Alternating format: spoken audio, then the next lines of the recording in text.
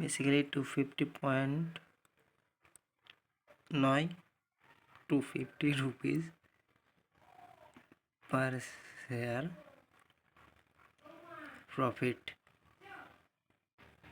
প্রফিটের মুখে। আর এই যে এখানে একটা রিজেকশন লেভেল আমি দিয়েছি কেন না 50,800 লেভেলে এই যে এই লেভেলটা মার্ক করেছি কারণ এইখানটাতে অনেকটা দিন ধরে আগের দিনগুলোতে যেগুলো আগের দিনগুলো রয়েছে সেই দিনগুলোতে স্টপ লস অনেক যারা ডাউন সাইডে পজিশন বানিয়েছিল তাদের স্টপ লস রয়েছে। সো বেসিক্যালি এই যে একটা রিজেকশন আসবে এইখানটাতে অ্যান্ড অ্যাপ্রক্স দেখা যাক 250 রুপিস না পেলেও আমি অ্যাপ্রক্স 353তে এসএল আমি আমার সেট করব অ্যান্ড এই ক্যান্ডেলটাতেই আমি বেরিয়ে যাওয়ার চেষ্টা করব।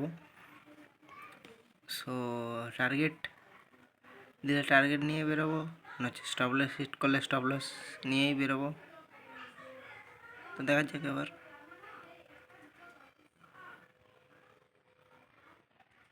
অ্যান্ড অ্যাপ্রক্স টার্গেট আমার হিট করে একটুর জন্য টাচ করে ব্যাক করে যাচ্ছে।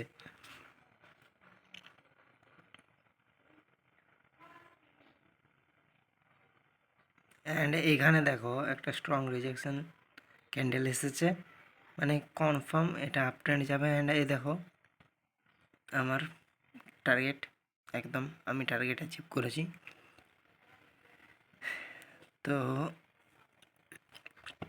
এবার নেক্সট ট্রেড দেখবো। আমি ট্রেডটা এক্সিট করি, আমি এটা তোমাদের দেখানোর জন্য জাস্ট ইয়ে করলাম। ট্রেড আমি আলাদা একটা ইয়েতে করেছি অ্যাপের ওপর ফোনে।